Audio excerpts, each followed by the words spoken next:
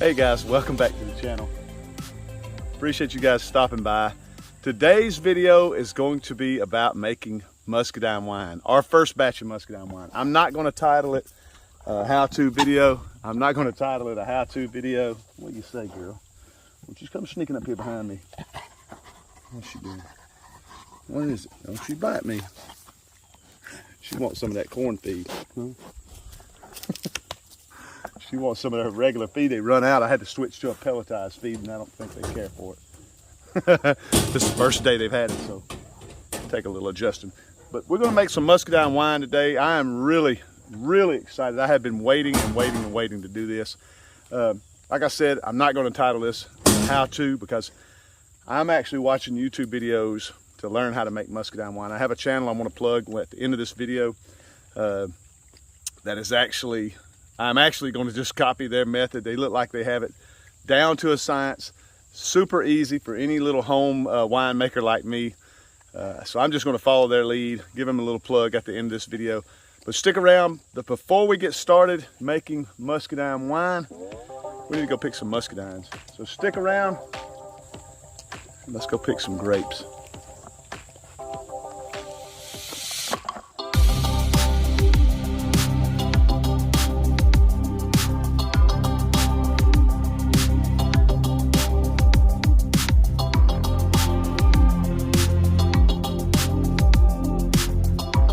Guys, that ought to make some nice Muscadine wine. Let's get in here and put this stuff in a bucket and see if we can't get this process started. Well, we are back in the kitchen and I picked way too many grapes, but we can eat these through the week. I may freeze up another bag of them. I may just bag these all, whatever's left, I may just bag these up and freeze them, whatever we have left. Because I wanted to make two batches. I want to make 2 gallons of Muscadine and 2 gallons of Scumpernongs. Now I pulled these out of the freezer that we froze earlier in the week because I just didn't feel like picking another big basket of Scumpernongs. So we're just going to use this and use that. I could crush these. I may not be able to crush these. They're still sort of on the frozen side. So we're going to put these in a bucket, add a little water, and try to crush these down a little bit.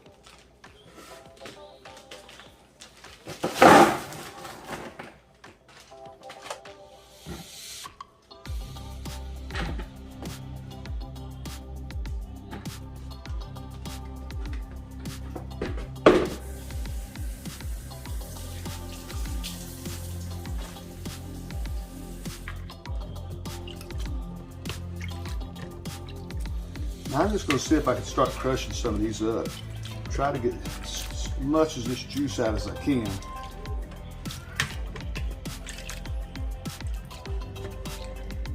Okay, next we're going to add a Campton tablet to each one of our mixtures. Now that we got everything smashed real good, that'll help kill the wild yeast and any kind of germs and stuff or bacteria that's left over in these containers.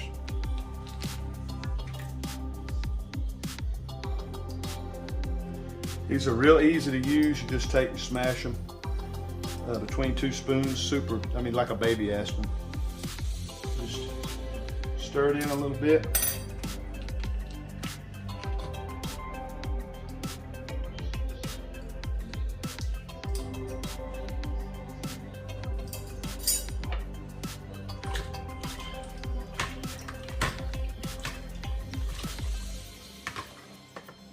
All right, it's the next day and we've let our Muscadine and Scumpernong sit overnight. Next, we're gonna add our chemicals that we're supposed to add. We have a yeast nutrient, an acid blend, and a pectic enzyme. We're gonna add two teaspoons of the yeast nutrient, 1 of the acid blend, and a 1/2 teaspoon of this pectic enzyme. We'll just mix those in a little bowl, add 1 to each. And waiting on our sugar water to get ready.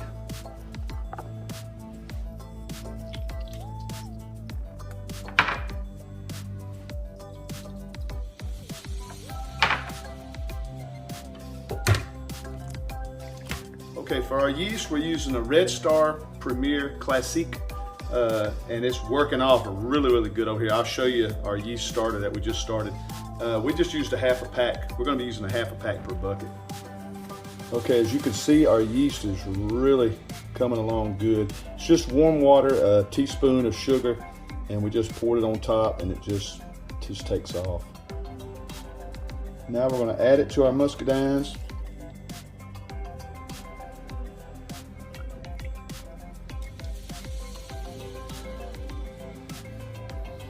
Okay, we just sort of stir that in a little bit. Stir that in a little bit. All right. Next, we're going to add in our sugar water. Add in our sugar water.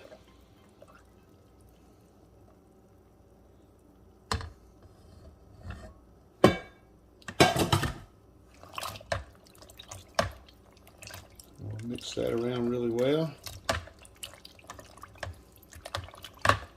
Give that a little mix.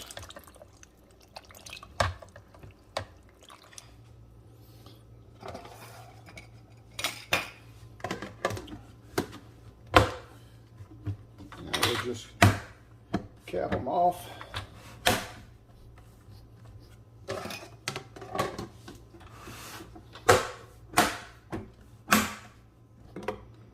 Next, we'll put the airlocks on. All right, well, we're going to just leave them right here on the counter till tomorrow. This way I can keep a little better look on them, a little better check on them, because I am nervous as can be about doing this. I've never done this before, so this is the first time for me. I just want to sort of keep an eye on everything. Tomorrow morning I'll make sure these bubblers are working. Tomorrow evening we'll crack the lids on them and stir them up again, sort of break that little fruit cap that it's going to build up on top, hopefully. I'm hoping this yeast working. That yeast seemed to be working really, really well. I just got nervous when I put it in there, added sugar, water. I just keep thinking something's going to fail. But stick around. We'll see how it works out.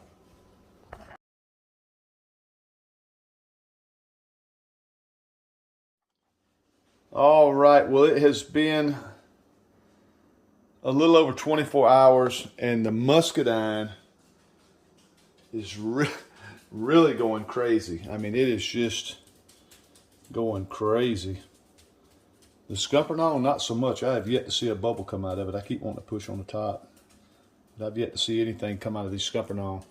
But I'm going to crack the top, break this little fruit cap on top, look inside, sort of see what's going on. We did them both exactly the same. I was hoping this would be, I was hoping they would look exactly the same.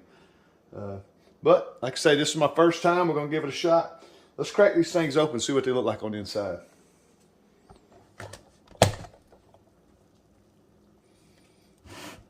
Well, it is really working. So we have sterilized everything. We're just going to sort of break that cap. Look at that. That yeast is really working. I see some pretty color. Look at that nice color. Y'all see that color?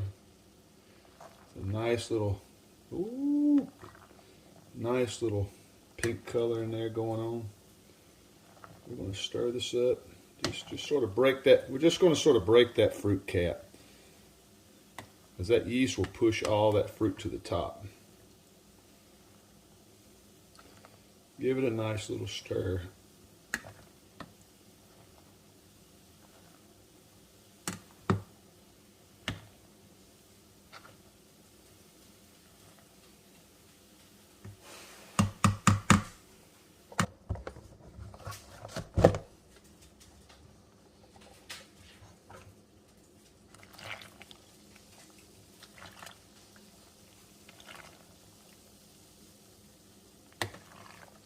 It's not looking quite as good as the Muscadine.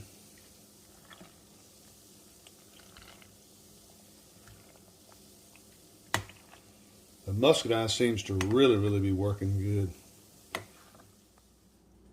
Well, again, these have only been set up here for maybe 2 minutes.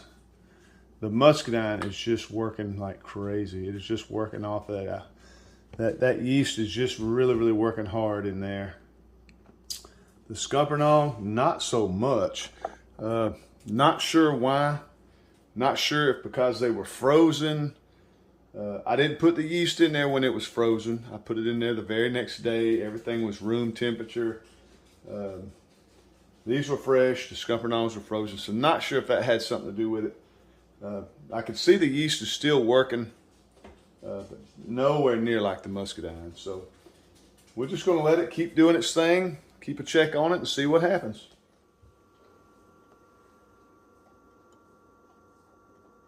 Well, it is day 3, and these guys are really working. I am super excited to open these buckets up. The Scuppernong has really took off since we did that mix. Since we mixed it up yesterday, the Scuppernong has taken off. So they are really looking good. We're going to get in these things and break that cap up, sort of mix it up again. We're going to do this for the next few days till it just sort of slows down. So let's open these things up and see what they look like.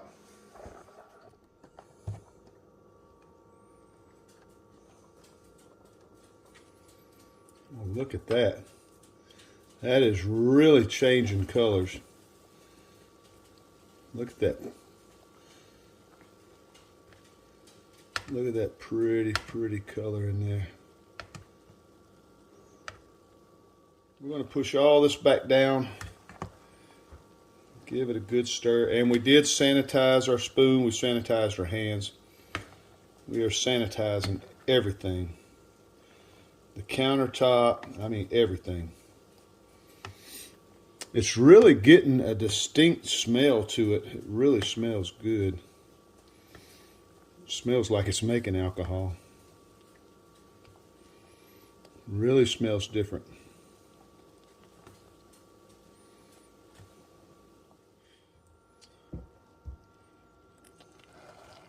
Well, that Scuppernong really looks better. It really looks like it's working off a lot better today. See all that foam. From what I've been learning, that's what you want to see. That is that yeast working. And you can smell it. You can just smell that distinct that smell. It smells sort of like, it just smells like a little bit of alcohol being made.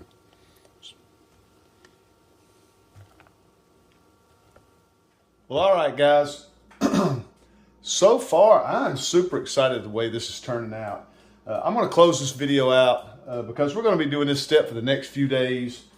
Not really sure how long. I know once it starts settling down, all that bubbling and foaming slows down, and that cap stops being made, we can turn around and get all the fruit out and rack that juice into one of our glass carboys.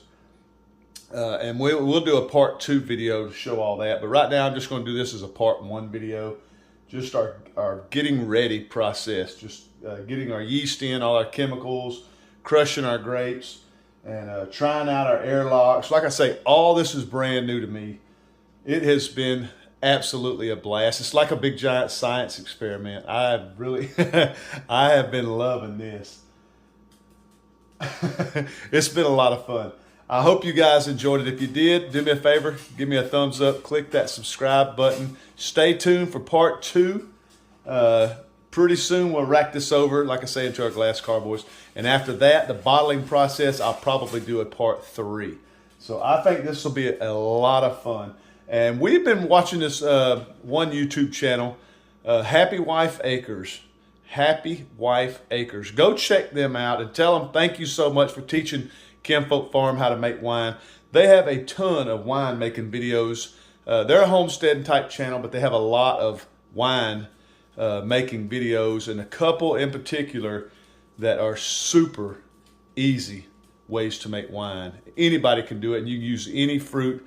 They have one video where you do a lot of tasting. They did a pineapple, a plum, a peach. They just do a whole bunch of different tastings, and it's a real fun video to watch. But they have really made wine making easy and understandable on their videos. So go check them out, Happy Wife Acres. I think they'll appreciate you guys coming over, subscribing to the channel, and like I say again, leave a comment. Let them know Kinfolk Farm sent you guys over. But guys, thanks again. This was super fun. I have absolutely enjoyed it. I could sit here and stare at these little airlocks all day. just to know it's actually working. Things are working. I love this stuff, guys. Love you guys to death. We'll see y'all on the next video. Thanks again.